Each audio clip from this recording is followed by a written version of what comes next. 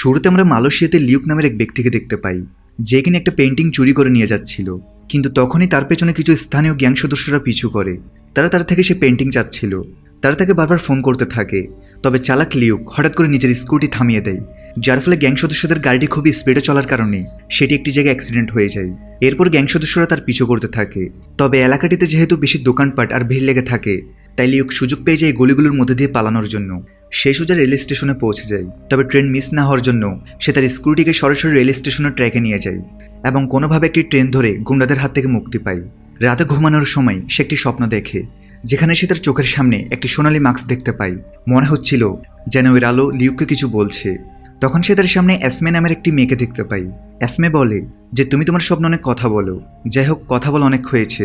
এখন তুমি যে চিত্রকর্মীটি চুরি করেছো তা আমাকে দিয়ে দাও। আমাকে এই চিত্রকর্মটি আমার বসকে দিতে হবে। লিউক তা দিতে অস্বীকার করে। অ্যাসমে বলে যে যদি তুমি আমার লোকদের হাতে মার খেতে না চাও তাহলে চুপচাপ এই ছবিটা আমাকে দিয়ে দাও। কিন্তু লিউক বলে যে তুমি ওই মঙ্কসকে দেখতে পাচ্ছ যে তোমার পাশেই বসা।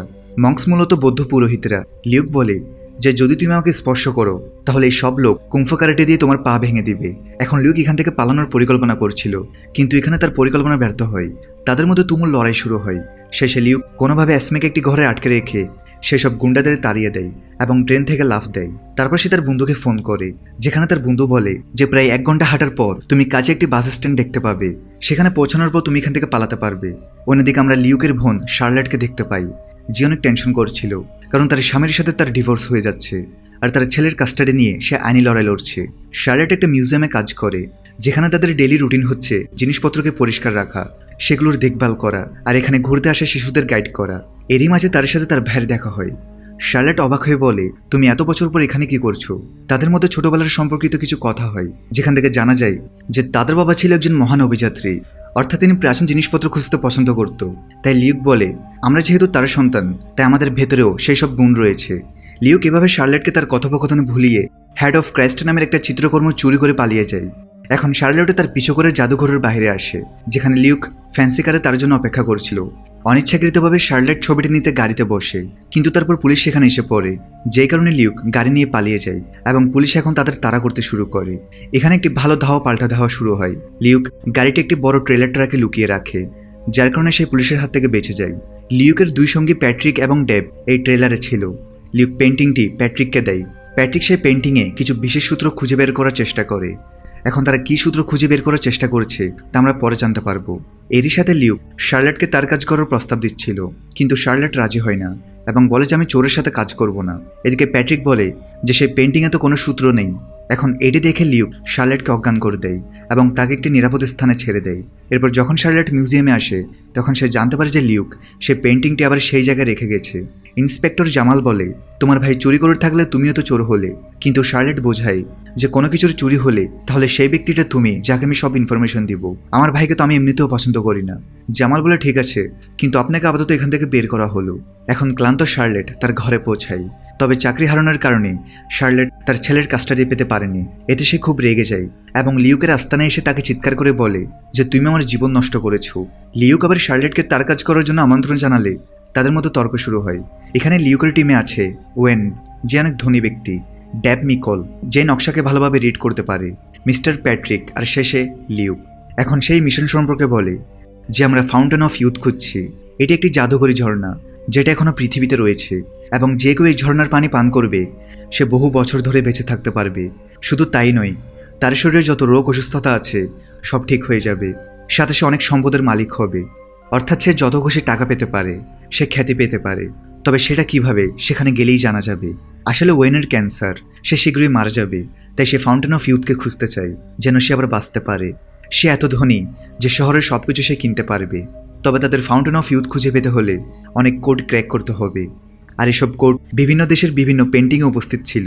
সে বলে আমরা এসব পেন্টিং মালয়েশিয়া, ইউক্রেন, অস্ট্রেলিয়া ইত্যাদি দেশ থেকে চুরি করেছি।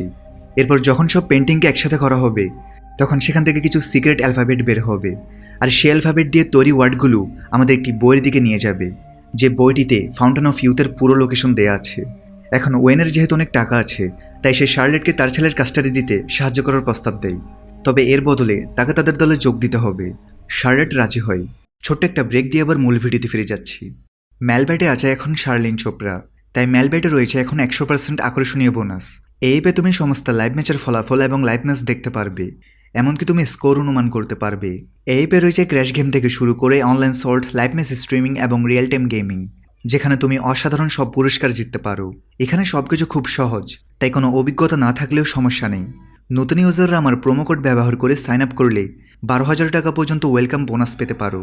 আর যেটা টাকা তুমি চাইলে বিকাশ, রকেট, নগদ ব্যাংক এবং অন্যান্য সহজ পদ্ধতির মাধ্যমে খুব সহজেই তুলে নিতে পারো। তাহলে আর দেরি কিসের? রেজিস্ট্রেশনের জন্য পিন কমেন্টে থাকা লিঙ্কে ক্লিক করো অথবা গুগলে গিয়ে অনুসন্ধান করো আর রেজিস্ট্রেশনের সময় প্রোমো কোড ব্যবহার করে বোনাস পাও। এটি শুধুমাত্র একটি বিজ্ঞাপন। এই ধরনের অ্যাপে আর্থিক ক্ষতির সম্ভাবনা আছে, তাই এই ধরনের অ্যাপ থেকে দূরে থেকো। তবে এখন তাদের সামনে বড় সমস্যা হলো, তারা যে ষষ্ঠ পেন্টিংটা চুরি করেছে সেটিতে কোড ছিল না, অর্থাৎ সেটি নকল পেন্টিং, যেটা আসলের মতো দেখতে। এরপর দিন লিউক যখন ক্যাফেতে বসেছিল তখন সেখানে অ্যাসমে তার সাথে দেখা করতে আসে আর বলে যে মালয়েশিয়াতে তুমি আমার হাত থেকে বেঁচে গিয়েছিলে, কিন্তু এখান থেকে কিভাবে পালাবে? তো ফাইনালি লিউক তার থেকে জিজ্ঞেস করে, তুমি কাজ কার জন্য করো? তখন অ্যাসমে বলে, আমি কাজ করি এমন এক ব্যক্তির আন্ডারে যেই একমাত্র সব কিছু জানে যা তুমি খুঁজছো। সাথে অ্যাসমে বলে, সেই ফাউন্টেন অফ ইউথ মানবজাতির ভালোর জন্যই লুকানো হয়েছে, আর এই জন্যই সে এমন একটি গ্রুপের সদস্য যারা চায় না কেউ সে গুপ্তধন খুঁজে পাক। তাই তারা বছরের পর বছর ফাউন্টেন অফ ইউথের সিক্রেটকে সবার সামনে থেকে লুকিয়ে রেখেছে। অ্যাসমে তাকে ওয়ার্নিং দিয়ে চলে যায়। এরপর দিন লিউক তার বোনের কাছে আসে, অর্থাৎ শার্লেটের ছেলের একটা ছোট প্র্যাকটিস সেশনে। বেসিক্যালি এখানে থমাস, যেখানে শার্লেটের ছেলে, সেখানে সে পিয়ানো বাজাচ্ছিল, কারণ সে মিউজিক খুব পছন্দ করে। সাথে সে সব ধরনের মিউজিক্যাল ইনস্ট্রুমেন্ট বাজাতে পারে। যাই হোক, এখানে লিউক শার্লেটকে নিয়ে তাদের মিশনে বের হয়ে যায়। এরপর তারা প্রশান্ত মহাসাগরে একটা বড় শিপ নিয়ে পৌঁছে যায় আয়ারল্যান্ডে, যেখানে সূত্রমতে সেই 6 নম্বর আসল পেন্টিংটা এখানে ডুবে যাওয়া একটা শিপের মধ্যে রয়েছে। তারপর তারা ছোট ছোট কিছু সাবমেরিন সেই ডুবে যাওয়া বড় জাহাজটির কাছে পাঠায়, সাথে সেখানে গ্যাস বেলুন লাগিয়ে দেয় যেন জাহাজের সেই অংশটি পানির উপরে ভেসে ওঠে। এরপর শার্লেট আর লিউক সেই জাহাজের মধ্যে প্রবেশ করে, যেখানে তারা অনেক কিছু দেখতে পায়, যেমন পুরনো নেকলেস, আসবাবপত্র ইত্যাদি। তবে ঠিক সেই সময় অ্যাসমের টিম সেই জায়গায় পৌঁছায়। তবে সে আসার আগে তারা মিস্টার ভ্যান্ডারভিলের লকার খুঁজে পায়, আর সেটাকে ভেঙে চোরা তারা ফাইনালি পেন্টিংটা পেয়ে যায়। তবে লিউক আর শার্লেট বের হওয়ার সময় অ্যাসমে তাদের পথ আটকায়। চারদিক থেকে অ্যাসমের সোলজাররা তাদের ঘিরে ফেলে। শার্লেট জিজ্ঞেস করে এটাকে। আসলে লিউক অ্যাসমের সিক্রেট গ্রুপের ব্যাপারে শার্লেটকে কিছু বলেনি। এরপর অ্যাসমের গ্রুপ আর লিউকের গ্রুপের মধ্যে লড়াই শুরু হয়, যেখানে লিউক অ্যাসমের অনেক সদস্যদের হারিয়ে দিলেও অ্যাসমে শেষে শার্লেটকেই ধরে হুমকি দেয় যে সে যদি পেন্টিংটা না দেয় তাহলে সে শার্লেটকে মেরে ফেলবে। তবে লিউক পেন্টিংটা দিতে মানা করে দেয়। তাদের কথাবার্তার মধ্যে সুযোগ পেয়ে শার্লেট নিজেকে ছাড়িয়ে অ্যাসমেকে ধাক্কা দিয়ে নিচে ফেলে দেয়। ওদিকে ততক্ষণে শিপের মধ্যে গোলাগুলি হওয়ার কারণে বাইরের বেলুনগুলো ফেটে যায়, যার ফলে জাহাজ ডুবতে শুরু করে। ওয়েনের টিম শার্লেট আর লিউককে রেস্কিউ করে ফেলে। এখন শার্লেট অনেক রেগে আছে, কারণ তার ভাই লিউক একটু আগে পেন্টিংটার বদলে তাকে বাঁচাতে চাইছিল না। লিউক তাকে বোঝায় যে অ্যাসমে তোমাকে কখনোই মারবে না, সে শুধু ভয় লাগাচ্ছিল। তবে শার্লেট রাগ করে সেখান থেকে চলে যায়। খুশির খবর হচ্ছে তারা যে পেন্টিংটা পেয়েছে সেটা আসল। এরপর দিন শার্লেটের কাছে তার স্বামী ফ্র্যাঙ্কের কল আসে। সে বলে হঠাৎ করে জাপানে সে একটি বড় জব পেয়েছে, যেটার স্যালারি তার এখানের জবের তুলনায় অনেক বেশি। তবে জবটা পাওয়ার জন্য তাকে 1 বছর জাপানেই থাকতে হবে, তাই সে তার সাথে থমাসকে রাখতে পারবে না। আর এই জন্যই ফ্র্যাঙ্ক থমাসকে 1 বছরের জন্য শার্লেটকে দিয়ে যেতে চায়। এখন শার্লেট বুঝতে পারে যে সে কোম্পানি নিশ্চয়ই ওয়েনের হবে, কারণ ওয়েন আগেই তাকে বলেছিল যে সে তাকে সাহায্য করবে থমাসকে তার নিজের কাছে রাখার জন্য। লিউক খুশি ছিল। তবে শার্লেট তাকে অ্যাসমের ব্যাপারে জিজ্ঞেস করে। তখন লিউক বলে সে একটা সিক্রেট গ্রুপ প্রোটেক্টর অফ পাথে রয়েছে, আর তারা তো শুধু সেই সিক্রেটটাকে লুকিয়ে রাখতে চায়। কিন্তু লিউক তাকে অনেক পছন্দ করে, যেটা সে এখনো তাকে বলেনি। এরপর তারা আবার তাদের টিমের সঙ্গে দেখা করে, যেখানে তারা সব পেন্টিংকে স্ক্যান করার পর লেটারগুলো খুঁজে পায়। আর সেই লেটারগুলোকে একত্রিত করার পর তারা একটা চিহ্ন তৈরি করে। তবে চিহ্ন কোনো রিপোর্টের সাথে ম্যাচ করে না। এরপর তারা লেটার দিয়ে একটা শব্দ বানায়, যেখানে তারা খুঁজে পায় উইকেড। শার্লেট বলে এসব পেন্টিং 1600 সালের আগে, যখন কিংস জেমসের রাজত্ব চলছিল, যার আন্ডারে মোট 6টি রাজ্য আসতো। কিন্তু জেমস একটা বাইবেল পাবলিশ করেছিল, কিন্তু সেটাতে ট্রান্সলেশনের কিছু সমস্যা ছিল, যার কারণে মানুষ সেই ভার্সনটাকে উইকেড বাইবেল বলে ডাকে। এখন তারা বুঝতে পারে যে তাদের সেই উইকেড বাইবেলটা খুঁজতে হবে, যেখানে ক্লু রয়েছে। লিউক বলে যে সেই বাইবেল এখন অস্ট্রিয়াতে আছে। তবে তারা সেখান থেকে বের হওয়ার আগেই জামাল এসে তাদের সবাইকে অ্যারেস্ট করে। সে শার্লেটকে বলে যে সে তার ভাইয়ের সাথে যোগ দিয়ে অনেক বড় ভুল করেছে। সে এখন ক্রিমিনালের লিস্টে পড়ে গিয়েছে, আর এখন সরকার তার ছেলের কাস্টাডি তাকে দিবে না। জামাল এবার সব পেন্টিং দেখে, যেগুলো সব চুরি করা হয়েছে। কিন্তু জামাল সেগুলো নিয়ে যাওয়ার আগেই সেখানে ওই গ্যাং সদস্যরা চলে এসে জামালদের সব সোলজারদের গান পয়েন্ট করে ফেলে। গ্যাং লিডার কাসেম বলে যে সে তাদের ঠিকানা জানতো না, তবে সে জামালের পিছু করেছে আর তার মাধ্যমে এখানে এসে তাদের পেয়েছে। লিউক অফার করে যে সে সব পেন্টিং নিজের কাছে রাখতে পারে, কারণ এগুলোর দাম কোটি টাকা, তবে এর বদলে তাদের ছাড়তে হবে। কাসেম এই অফারে রাজি হয় আর সে লিউককে ছাড়া তার পুরো টিমকে যেতে দেয়। তবে যখনই সে পেন্টিং নিতে যাবে তখন লিউক লড়াই শুরু করে দেয়, যার ফলে সেখানে থাকা সোলজাররা সুযোগ পেয়ে গ্যাং সদস্যদের মারতে থাকে। লিউক কোনো মতে একটা বোর্ড দিয়ে তার টিমের সাথে বেরিয়ে পড়ে। এদিকে জামাল সব পেন্টিং নিজের দখলে নিয়ে নেয়। ওদিকে লিউক থেকে একটা ভিশন আসে, যেখানে তার অনেক পিপাসা পেয়েছে আর তার সামনে ফাউন্টেন অফ ইউথের পানি ছিল, যেটা সে পান করে ফেলে। তবে সে দেখে যে পানি পান করতেই তার সামনে শার্লেট আর থমাস দুজনে বিদ্ধ হয়ে মারা যাচ্ছে। তাই লিউক সে গ্লাসটা সেখানেই ফেলে দেয়। এখন বিমানের মধ্যে শার্লেট তার স্বামীর মন্দ বলতে থাকে যে সে অন্য মেয়ের সাথে তার স্বামীকে দেখেছে, তাই সে তার থেকে আলাদা হয়ে গিয়েছে আর এখন সে তার ছেলেকে তার থেকে দূরেই রাখতে চায়। ওদিকে লিউক বলে সে শুধু তার বাবার স্বপ্ন পূরণের জন্য এই মিশনটা কমপ্লিট করছে। সে ফাউন্টেন অফ ইউথ পুরো পৃথিবীর সামনে আনবে আর তার বাবার নাম উজ্জ্বল করবে। এখন এখান থেকে তারা অস্ট্রেলিয়ার সেই মিউজিয়ামে পৌঁছায়, যেখানে লিউক প্যাট্রিককে বাইরে রেখে ভেতরে ঢুকে যায়। ওদিকে পাশের রেস্টুরেন্ট থেকে থমাস আর ওয়েন তাদের দেখছিল। থমাস জিজ্ঞেস করে তুমি কত ধনী? ওয়েন রিভিল করে সে এত ধনী যা কেউ কল্পনা করতে পারবে না, তার কাছে অনেক প্রাইভেট জেট আছে। এদিকে লিউকরা লাইব্রেরিয়ানের সাথে উইকেট বাইবেলটা দেখতে থাকে। তখনই উপরে অ্যাসমে চলে আসে, যে তার টিমের সাথে লিউকদের খুঁজছে। তখনই লিউক তার সামনে এসে দাঁড়ায়। অ্যাসমে লিউককে ছুরি দিয়ে আক্রমণ করে আর কিছুক্ষণ লড়াই করার পর অ্যাসমে লিউককে গান পয়েন্টে নিয়ে নেয়। লিউক বলে আমরা দুজন এক লক্ষ্যে কাজ করছি। অ্যাসমে বলে আমাদের লক্ষ্য এক হতে পারে না। আসলে লিউক তার মনোযোগ সরাচ্ছিল। এরপর সে সুযোগ পেয়ে অ্যাসমেকে সেখানে লটকে দেয় আর বেসমেন্টে চলে যায়। সেই ব্যাপারে তার টিমকে বলে। তারা লাইব্রেরিয়ানকে নিজেদের কথায় ফাঁসিয়ে স্প্রে মেরে অজ্ঞান করে দেয়। তারপর তারা বাইবেল চুরি করে অন্য রাস্তা দিয়ে বেরিয়ে পড়ে। রাত হওয়ার পর তারা বাইবেলের তথ্য নেওয়ার জন্য তৈরি হয়ে যায়। আর এদিকে জামাল লাইব্রেরিতে একটি বড় সুড়ঙ্গ দেখে, যেটা দিয়ে মূলত লিউকরা পালিয়েছে। বাইবেল চুরি হতে সে খুব রেগে যায়। আর ওদিকে তো তারা 2বার বাইবেল পড়ে ফেলেছে, কিন্তু তবুও তারা কোনো তথ্য পায় না। তারা সে পেন্টিংয়ের ওয়ার্ডগুলোও মেলানোর চেষ্টা করে, তবে এতে কোনো লাভ হয় না। সবাই টেনশন করছে তাদের কি করা উচিত। তখনই থমাস খেয়াল করে যে এগুলো তো কোনো ওয়ার্ড নয় আর না তো কোনো নাম্বার, এগুলো আসলে মিউজিক নোটস। থমাস তখন খুব সহজে তার ল্যাপটপ দিয়ে নোটসগুলোকে একটা সুরে রূপান্তর করে। শার্লেট অবাক হয়ে যায় যে তার 11 বছরের বাচ্চা একটা কোডকে ক্র্যাক করে ফেলেছে। ডেব তখন সে সুরটির ব্যাপারে তথ্য বের করে ফেলে, যে সুরটি আসলে ওয়ার্ল্ডের 7 ওয়ান্ডার্সের ব্যাপারে বানানো হয়েছিল। তারা তখন সেই 6টি ওয়ার্ডগুলোকে 7 ওয়ান্ডার্সের সাথে মিলিয়ে নেয়। তখন তারা মেইন লোকেশনটার ক্লু পেয়ে যায়, যেটা হলো পৃথিবীর 7টি আশ্চর্যের মধ্যে একটি ইজিপ্টের পিরামিড। আর ফাউন্টেন অফ ইউথ আসলে পিরামিডের ভেতর। এটা জানতে পেরে সবাই মিলে ইজিপ্টের উদ্দেশ্যে রওনা দেয়। ওদিকে অ্যাসমে প্রোটেক্টর অফ পাথের লিডার মিস্টার এল্ডারের সাথে দেখা করে। এল্ডার টেনশন করছিল, কারণ লিউকরা ক্লু খুঁজতে খুঁজতে ইজিপ্ট পর্যন্ত পৌঁছে গিয়েছে। এল্ডার অ্যাসমেকে একটা চাবি দিয়ে দেয়। এটা দিয়ে কি হবে তা পরে জানা যাবে। অন্যদিকে লিউকের টিম পিরামিড পর্যন্ত পৌঁছে গেছে, যেখানে সে সবাইকে কাজ বুঝিয়ে দেয় যে তাদের পিরামিডের নিচে যেতে হবে, যেখানে কিছু গোপন চেম্বার রয়েছে।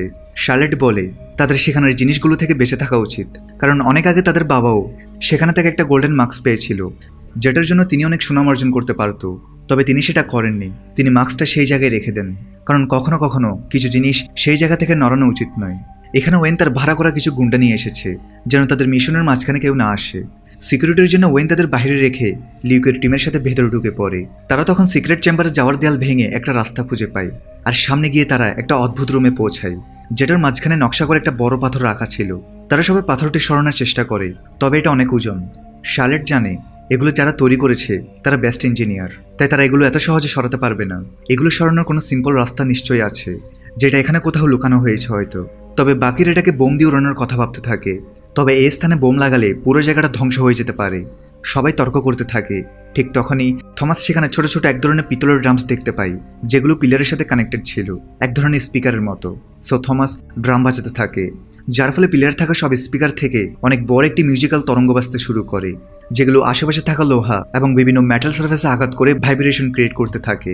আর যখনই ভাইব্রেশন ক্রিয়েট হয় আশেপাশের সব জায়গা নড়তে শুরু করে, আর ভাইব্রেশনের কারণে সে বড় পাথর সরে যেতে শুরু করে। সেটা এখন এত হালকা হয়ে যায় যেন এক আঙ্গুল দিয়ে সেটা সরানো সম্ভব। অন্যদিকে বাইরে প্যাট্রিক আর ড্যাব দেখে বাইরে জামালের আর্মি চলে এসেছে, যাদের সাথে ওয়েনের গুন্ডারা লড়াই করছে। এদের খারাপ লাগে যে তাদের পুলিশ অফিসারদের মারা উচিত নয়, তাই তারা গুন্ডাদের আটকায়। তবে গুন্ডারা তাদেরই মেরে ড্যাবকে আহত করে দেয়। তখনই অ্যাসমে এসে তাদের বাঁচায়। ততক্ষণে জামাল এসে গুন্ডাদের মারতে থাকে, আর সে অ্যাসমের সাথে লিউকদের আটকাতে যায়, কারণ তারা দুই দলই চায় তাদের আটকাতে। এদিকে এরা দরজাটি খোলার পর যখন তারা নিচে পৌঁছায় তখন তারা অনেক বড় একটি খাদ দেখতে পায়। এখন এরা যদি নিচে লাফ দেয় তাহলে নিশ্চিত মারা যাবে, কিন্তু ফাউন্টেন অফ ইউথ তো তারা নিচেই দেখতে পাচ্ছে। লিউক তখন ঘোরানোর মতো একটি পাথর দেখতে পায়, যেটা ঘোরানোর পর সেই দেয়ালগুলোর ভেতর থেকে সিঁড়ি বের হয়ে আসে। সিঁড়িগুলো দিয়ে যখন তারা নিচে নামে তখন তারা অনেক বড় একটি হোল দেখতে পায়, আর এই হোলের নিচে মূলত ঝর্ণাটি উপস্থিত ছিল। কিন্তু সেই ঝর্ণাটি বলতে গেলে একদম শুকিয়ে আছে, পানি একদম কম। শার্লেট বলে, লিউক এখানে আসতে চাইছিলে তুমি, যাও এখন যেহেতু এসেই গিয়েছো ভাগ্যটা পরীক্ষা করে নাও। ওয়েন বলে, হ্যাঁ ভাগ্য তো পরীক্ষা করতে চাই, কিন্তু তোমরা তো অনেক কষ্ট করেছো, তাহলে লিউক তুমি আগে পান করো। কিন্তু এখানে সবাই পানিগুলো খেতে ভয় পাচ্ছিল, কে জানে পানির মধ্যে কি আছে। এখন সবাই জানতে পারে ওয়েনের আসলে কোনো অসুখ নেই, সে শুরু থেকে নাটক করছিল। আসলে সে শুধু অনেকদিন বেঁচে থাকতে চায়, নিজের খ্যাতি আর সম্পদ আরও বাড়াতে চায়। এখন লিউক যেহেতু তার কথায় পানিটা পান করছিল না, তাই সে তাকে গুলি করে দেয় আর তাকে হুমকি দেয় যদি সে পানি না খায় তাহলে সে তার বোন আর থমাসকে মেরে ফেলবে। তাই না চাইতেও লিউক পানিটা পান করতে চায়, তবে তার হাত থেকে রক্তের এক ফোঁটা সেখানে পড়ে, যার ফলে সঙ্গে সঙ্গেই সেখানে পানি বাড়তে শুরু করে। আর সেই পানিগুলো লিউককে জড়িয়ে ধরে হাওয়ায় ভাসিয়ে ফেলে। এখন লিউক পানিটি পান করতে পারবে, যার ফলে লিউক তার যৌবন বহু বছর ধরে ধরে রাখতে পারবে। কিন্তু লিউক যখন সে পানিটি পান করতেই যাবে তখনই তার সামনে কিছু দৃশ্য ভেসে ওঠে, যেখানে সে দেখে যদি সে পানি খায় তাহলে সে পৃথিবীতে যাকে বেশি ভালোবাসে অর্থাৎ তার বোন আর ভাতিজা, তারা দুজন বিদ্ধ হয়ে মারা যাবে আর তাদের বদলে লিউক বেঁচে থাকতে পারবে। এখন লিউক তো এমন কোনোদিনও করতে পারবে না, তাই সে পানিটা পান করে না, যদিও তার আঘাতগুলো ঠিক হয়ে যায়। ওয়েন রেগে তাকে আরও কয়েকটা গুলি করে, তবে লিউক আবার সঙ্গে সঙ্গে ঠিক হয়ে যায়। যখন সে নিচে আসে ওয়েন জিজ্ঞেস করে সে পানি কেন পান করেনি, এতে তো তার নিজেরই লাভ হতো। যাই হোক, ওয়েন এখন নিজে ভেতরে যায় আর তার হাতে একটা কাঠ বসিয়ে সেই রক্তগুলো পানিতে ফেলে, যার ফলে সে একই প্রসেসে ওয়েন সে পানিটা পান করতে পারবে। ওদিকে এসমে আর জামাল উপর থেকে সব দেখছিল। তখনই এসমে তার হাত থেকে সেই চাবিটা বের করে, যেটা এল্ডার তাকে দিয়েছিল। আসলে চাবিটার কাজ হচ্ছে যখন কেউ ফাউন্টেন অফ ইউথে পৌঁছে যাবে তখন এই চাবিটার সাহায্যে ফাউন্টেন অফ ইউথকে আজীবনের জন্য বন্ধ করা হবে। তাই এসমে চাবিটা দিয়ে সেখান থেকে একটা দরজা খুলে, যেখানে সে ফাউন্টেন অফ ইউথকে ধ্বংস করতে চলে যায়। অন্যদিকে ওয়েন দেখে যে সে পৃথিবীতে কাউকেই ভালোবাসে না, সে শুধু নিজেকেই ভালোবাসে, নিজেরই পরোয়া করে। তাই যদি সে পানি পান করে তাহলে সে বিদ্ধ হয়ে যাবে। তবে ওয়েনের লাগে অবশ্যই সেই শক্তি পাবে, তাই সে অবশেষে পানিটা পান করে নেয়। কিন্তু যখনই সে পানি পান করে তখন দৃশ্যতে দেখানো অনুযায়ী পানিটার উল্টো প্রভাব পড়তে শুরু করে, অর্থাৎ ওয়েন বিদ্ধ হয়ে সেখানেই মারা যায়। ওদিকে এসমে ফাউন্টেন অফ ইউথকে ধ্বংস করার বেল বাজিয়ে দেয়, সবাই সেখান থেকে পালায়। ফাইনালি তারা সেই জায়গাটা ধ্বংস হওয়ার আগেই সেফলি বাইরে চলে আসে। অফিসার জামাল যেহেতু জেনে গিয়েছে লিউক কেন পেন্টিংগুলো চুরি করেছে, তাই সে লিউককে ছেড়ে দেয় আর তার সব দোষ ওয়েনের উপর চাপিয়ে দেয়, যে কিনা এখন মারা গিয়েছে। এদিকে এসমে এখন ভেতরে ভেতরে লিউককে পছন্দ করতে শুরু করেছে, আর যাওয়ার সময় সে তাকে একটা গুড বাই কিস দিয়ে দেয়। এরপর সবাই মিলে তাদের বাড়ি ফিরতে থাকে, আর এখানেই এই মুভির সমাপ্তি ঘটে।